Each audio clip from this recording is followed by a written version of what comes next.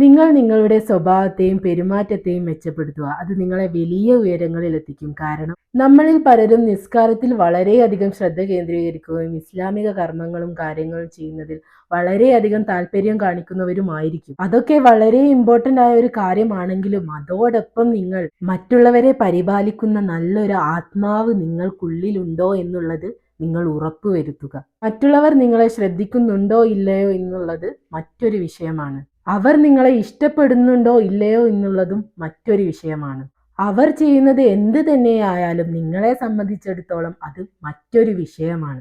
എന്ത് തന്നെയായാലും നിങ്ങൾക്ക് നല്ലൊരു ഹൃദയം ഉണ്ടാവുക എന്നുള്ളതാണ് ഏറ്റവും പ്രധാനപ്പെട്ട ഒരു കാര്യം എന്നുള്ളത്. നിങ്ങൾ ആത്മാർത്ഥതയുള്ള ഹൃദയമുള്ളവരാണ് എന്നുള്ളൊരു വികാരം നിങ്ങൾക്കുള്ളിൽ തന്നെ ഉണ്ടാവണം എന്നുള്ളതാണ്. ഇൻഷാ അല്ലാഹ് ഇതെല്ലാം നിങ്ങൾക്കുള്ളിൽ ഉണ്ട് എന്ന് നിങ്ങൾ ഉറപ്പുവരുത്തുകയാണെങ്കിൽ നിങ്ങളുടെ ജീവിതത്തിൽ ഉയർച്ചയും സന്തോഷവും നിങ്ങൾക്ക് അനുഭവിക്കാൻ കഴിയുന്നതായിരിക്കും തീർച്ച. നിങ്ങൾക്ക് സന്തുഷ്ടനായ ഒരു വ്യക്തിയായി ജീവിക്കാൻ കഴിയുമെന്നതിൽ സംശയമില്ല.